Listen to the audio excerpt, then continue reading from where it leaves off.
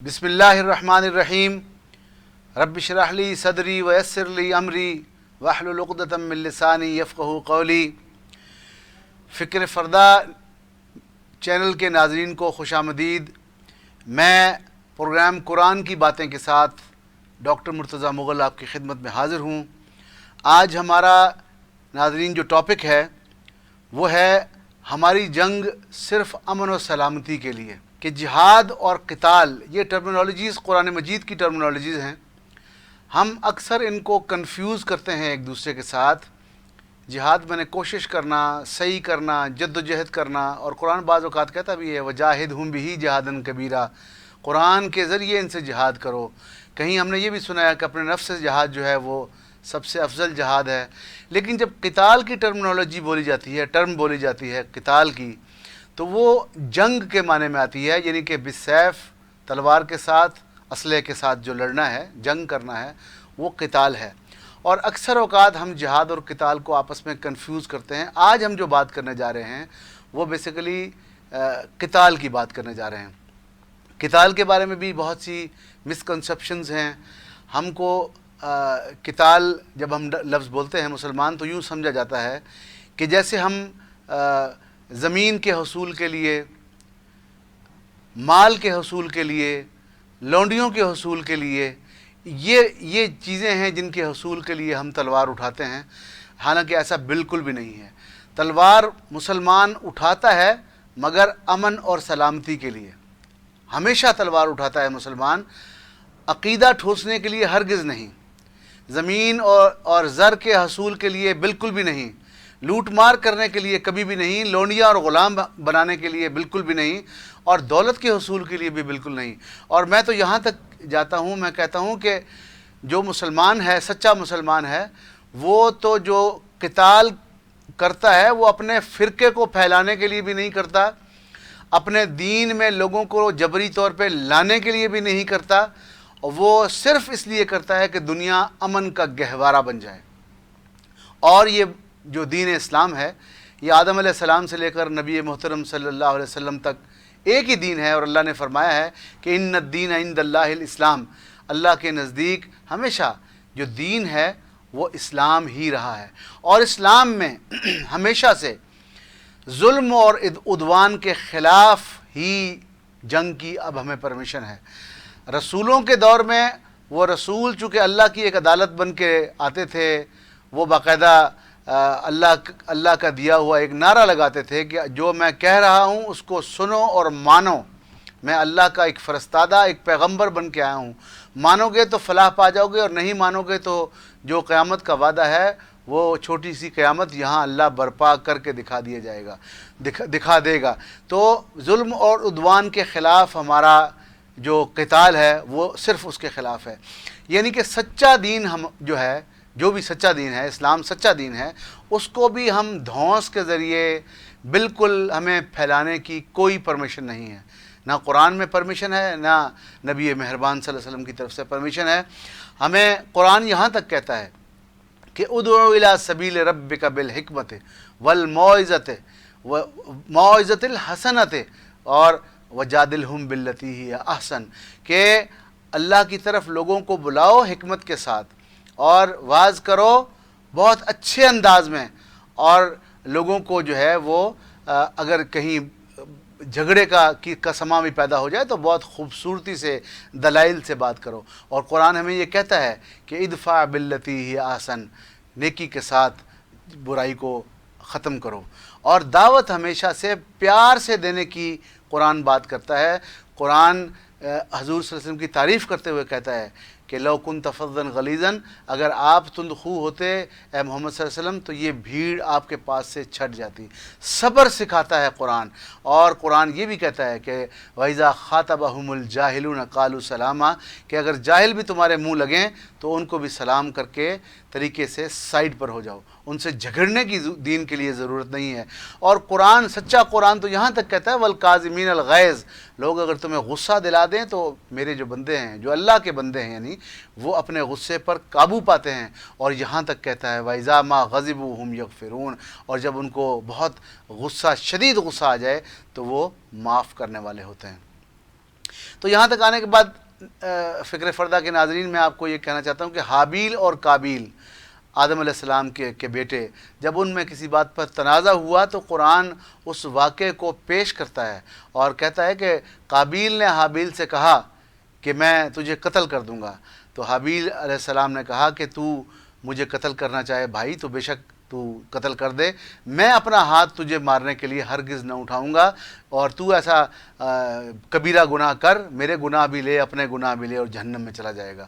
حتیٰ کہ اس نے مار دیا، قتل کر دیا، لیکن کامیاب کون ہوا؟ کامیاب حابیل ہوئے۔ اور اللہ نے قرآن تورات میں پہلے کہا، تورات میں کہا کہ اس طرح اس وجہ سے کہ یہ قتل ہوا تھا، تو ہم نے یہ کہا من قتل نفس بغیر نفس او فساد فی الارض کانما قتل الناس جمیعا، کہ جو ایک کسی جان کو، مسلمان کو نہیں، ایک جان کو بغیر وجہ کے قتل کرے گا تو وہ ایسا ہے کہ جیسے اس نے پوری انسانیت کا قتل کر دیا ہے۔ اور مسلمان کا آپس میں تو کیا رشتہ بتایا ہے، وہاں کہا کہ وَمَن يَقْتُلْ مُؤْمِنًا مُتَعَمِّدًا، تو جو کوئی کسی ایک مسلمان کو جان بوجھ کر قتل کرے گا فَجَزَاؤُهُ جہنم، اس کی 5 سزائیں ہیں۔ وہ 5 سزائیں کیا ہیں کہ فَجَزَاؤُهُ جہنم، ایک سزا جہنم، دوسری سزا خالدن فیہا، تیسری سزا وغضب اللہ علیہ، اللہ کا غضب بھڑکے گا، چوتھی سزا وَلَعَنَهُ، اللہ لعنت فرمائیں گے، وَأَعَدَّ لَهُ عَذَابًا عَلِيمًا، دردناک عذاب وہاں تیار۔ 5 سزائیں کہی ہیں۔ تو جو قتال ہے وہ قرآن کو اگر پڑھا جائے بغور اس کی گہرائی اور گہرائی میں جا کر، تو وہ کہاں کہتا ہے، کیا کہتا ہے؟ وہ کہتا ہے اذن للذین یقاتلون بانہم ظلموا، چونکہ تم پر ظلم ہوا اور تم نے صبر سے کام لیا بہت سے سال، اب اللہ تمہیں پرمیشن دیتا ہے کہ تم بھی ان سے قتال کرو۔ اور اس قتال کی وجہ کیا ہے؟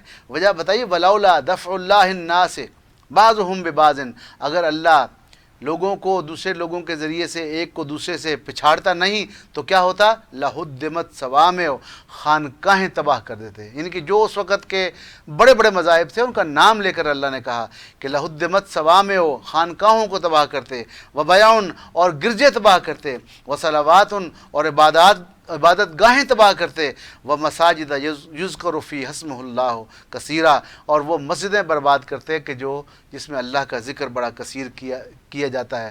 سورہ حج کی آیت نمبر 40 میں تمام مذاہب کا نام لے کر کہا کہ یہ جو اس طرح کی بات ہے، جو اللہ کی طرف بلانے کے لیے، اپنے مذہب میں لانے کے لیے کوئی وہ نہیں ہے۔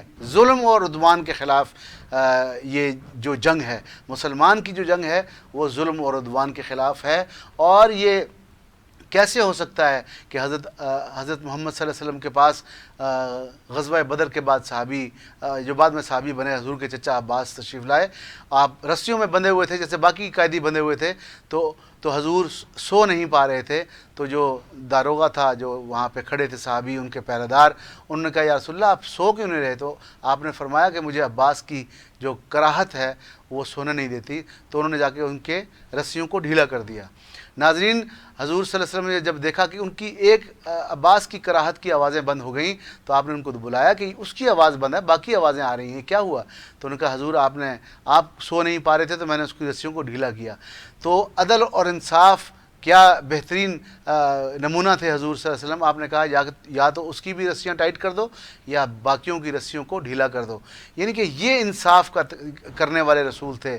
تو وہاں کس طرح ہو سکتا ہے کہ کسی بھی قوم پر وہ رسول یا وہ دین یا وہ مذہب اپنے بندوں کو چڑھ دوڑائے کہ اس پر چڑھو اور ان کا قتال کرو اور ان کو قتل کرو اور ان کو نقصان پہنچاؤ؟ یہ تو ہمارا تو وہ دین ہے جو درختوں کو بھی کاٹنے سے منع کرتا ہے، گھر میں بیٹھی عورتوں کو بھی مارنے سے منع کرتا ہے، بچوں پر ظلم کرنے سے منع کرتا ہے، بوڑھوں کو مارنے سے منع کرتا ہے۔ یہاں تک ہمارا دین جو ہے وہ انسانیت کے حق میں، انسانیت کی فلاح میں، یعنی کہ درختوں کو کاٹنے سے منع کرتا ہے۔ اور کیا تو جان و مال کے خلاف تعدی تو حضور صلی اللہ علیہ وسلم اور قرآن بالکل پسند نہیں کرتے۔ آپ نے فرمایا کہ مسلمان کی جان و مال اور عزت و آبرو ایسے حرام ہے جیسے حج کا دن، حج کا مہینہ اور کعبۃ اللہ اور وہ مکہ کا شہر۔ تو جو میں بات کرنا چاہ رہا ہوں وہ یہ ہے کہ ہم جو دیکھتے ہیں جو ہو رہا ہے وہ اس کی حقیقت یہ ہے کہ ریاست کے اندر مجرم تو ہوتے ہیں نا، بہت سے یہاں پہ کروڑوں لوگ ایک ملک میں رہتے ہیں، تو وہاں مجرم تو پیدا ہوتے ہیں. تو ریاست کے اندر اگر جرم ہوگا تو ریاست مجرم کو پکڑے گی بھی اور اس کو سزا بھی دے گی. تو اس کو اگر آپ قتال کے ساتھ ذرا ملا لیں تو بات ہے کہ ریاست کے اندر جرم ہوگا، مجرم ہوگا، اس کو ریاست پکڑے گی، اس کے لیے پولیس کا نظام ہوگا، اس کو سزا بھی دے گی. جب اس کو پکڑیں گے اور جائز سزا دیں گے تو کوئی شخص بھی نہیں کہے گا کہ یہ جو سزا ہے یا یہ جو پکڑنا دھکڑنا ہے یہ غلط ہے. سب اس کو کہیں گے کہ یہ عدالتیں ٹھیک کر رہی ہیں، پولیس والے ٹھیک کر رہے ہیں اور یہ امن اور سلامتی کے لیے کر رہے ہیں. اگر ایسے مجرموں کو ڈھیل دیں گے تو یہ مجرم فساد کا باعث بنیں گے، اور فساد وہ جرم ہے جس کے اوپر اللہ پاک کیپٹل پنشمنٹ کی سزائیں قرآن مجید میں دیتے ہیں. انسان قانون شکنی کرتا ہے، اس کے اندر یہ حق تلفی کرتا ہے تو ریاست اور حکومت اس کو پکڑتی ہے.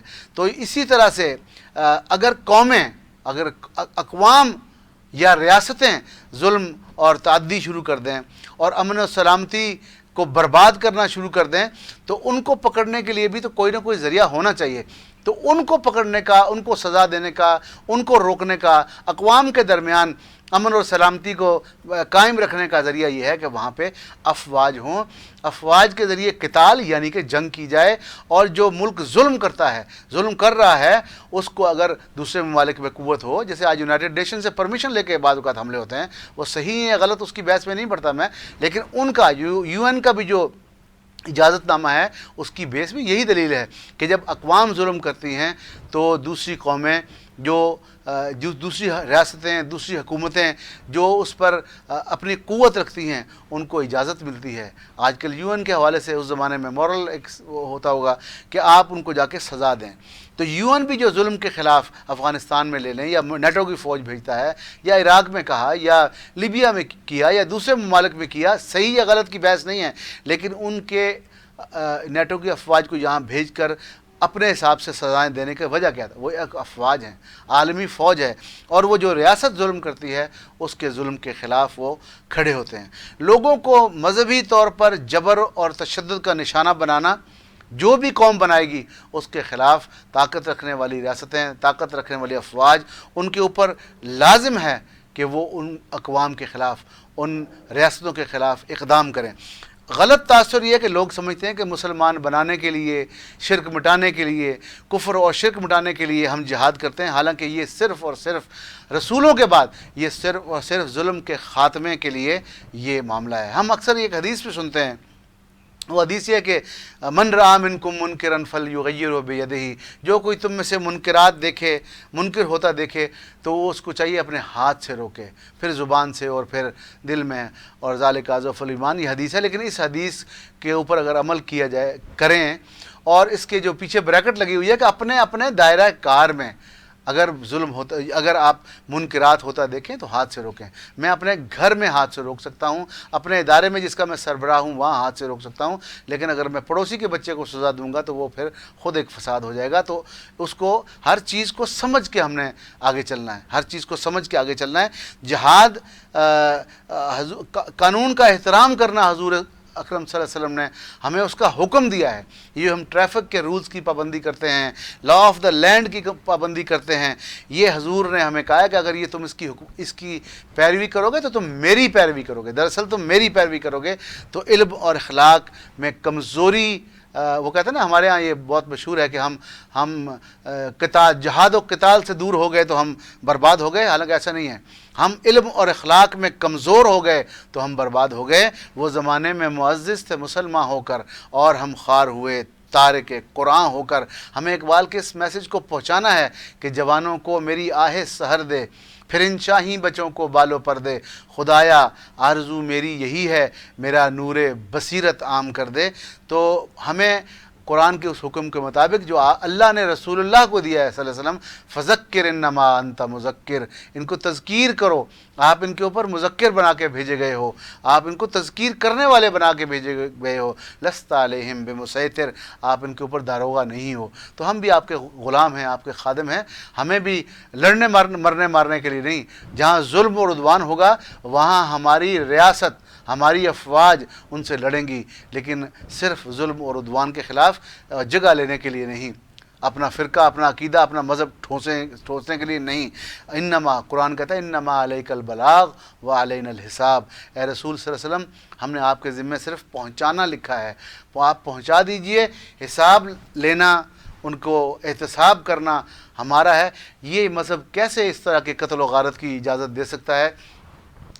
جو مذہب کہتا ہے کہ فتح مکہ کرتے ہوئے حضور نے کہا ایک صحابی کہہ رہے تھے الیوم یوم الملحمہ، آج مکے والوں تمہارا قیمہ کرنے کا دن ہے تمہارا، تو حضور نے سنا، حضور نے کہا جھنڈا لے کے اس کے بیٹے کو دو اور اس کو سکھاؤ الیوم یوم المرحمہ، آج تو تم محترم ہو، آج رحمت کا دن ہے۔ اور فتح مکہ کرتے وقت اس نبی محترم نے صلی اللہ علیہ وسلم نے کیا مثال قائم کی کہ قتال کی نوبت نہ آئے، جنگ کی نوبت نہ آئے، بے وجہ مسلمان یا ایمان چھپائے ہوئے مسلمان یا بے قصور لوگ جن کو پتہ نہیں ہے، سادہ لوگ وہ نہ قتل ہو جائیں۔ تو آپ نے چولہے اتنے جلا دیے کہ دیکھنے والوں کو دور سے جو ان کے سپائز تھے ان کو یہ لگا کہ یہ جہاں تو 10 لاکھ لوگ آئے ہوئے ہیں، حالانکہ اتنے لوگ نہیں تھے۔ تو اس رعب میں آ کے انہوں نے ہتھیار ڈال دیے اور مکہ بغیر خون بہائے فتح ہو گیا۔ یہ وہ رسول کیسے حکم دے سکتے ہیں جن کو قرآن میں یہ کہا گیا ہے کہ اگر جنگ میں بھی کوئی بندہ کوئی جو کمبیٹنٹ ہے، جو لڑ رہا ہے آپ سے، اگر وہ بھی کہے کہ تم چاہتے کیا ہو، تمہارا پیغام کیا ہے، تو اس کو اپنا پیغام سناؤ، اپنا پیغام سنا کر اس کے امن کی جگہ چھوڑ کے آؤ، پھر اگر وہ وہاں سے آ جائے، پھر تم سے لڑے، تو پھر تم اس کو قتل کر سکتے ہو۔ اور یہ کیسا جو ہمارا مذہب ہے، دین ہے، اسلام ہے، یہ اس طرح کا دین ہے کہ ایک صحابی نے کہا یا رسول اللہ، جنگ میں ایک صحابی نے قتل کر دیا ایک مخالف کو جو کہ کلمہ پڑھ رہا تھا، تو حضور نے بلا کر پوچھا یہ بات صحیح ہے؟ تو انہوں نے کہا ہاں جی، کلمہ تو پڑھ رہا تھا، ڈر کے پڑھ رہا تھا، اس کی وجہ یہ کہ وہ تو ہم سے لڑ رہا تھا، ہمارے بندے اس نے مارے تھے۔ تو حضور نے فرمایا کہ تم نے اس کا سینہ چیر کر دیکھا تھا، تم نے اس کا دل چیر کر دیکھا تھا، تم نے جب وہ کلمہ پڑھ رہا تھا چھوڑ دینا تھا۔ اس شعر پہ ختم کرتا ہوں کہ ہمیں اپنے اندر بھی جھانکنا ہے، اپنے دین کو، اس کی بنیادی تعلیمات کو، رسول اللہ صلی اللہ علیہ وسلم کی باتوں کو، قرآن کے احکامات کو سمجھنا ہے۔ خرد نے کہہ بھی دیا لا الہ تو کیا حاصل، دل و نگاہ مسلمان نہیں تو کچھ بھی نہیں۔ ہمیں ہر وقت یہ جانچنا ہے، اپنے آپ کو جانچنا ہے، یہ جان کر جینا ہے کہ ہوا یعلم خائنۃ الاعین وما تخفی الصدور، وہ پروردگار میری آنکھوں کی خیانتوں سے بھی واقف ہے اور میرے دلوں میں اٹھنے والے خیالات سے بھی بینا ہے، وہ جانتا ہے میں کیا سوچ رہا ہوں۔ تو حضور صلی اللہ علیہ وسلم کے احکامات کو، قرآن کی باتوں کو ہم نے اپنی آنکھوں سے پڑھنا ہے، سمجھنا ہے اور سمجھانا ہے اور اس پر عمل کرنا ہے، اور جو وہ فرماتا ہے، جو رسول اللہ فرماتے ہیں صلی اللہ علیہ وسلم، اس پر ہم نے عمل کرنا ہے۔ ناظرین، انہی باتوں کے ساتھ آج کا پروگرام قرآن کی باتیں ڈاکٹر مرتضیٰ مغل کے ساتھ سے مجھے اجازت دیجیے۔ بہت شکریہ۔ السلام علیکم ورحمۃ اللہ۔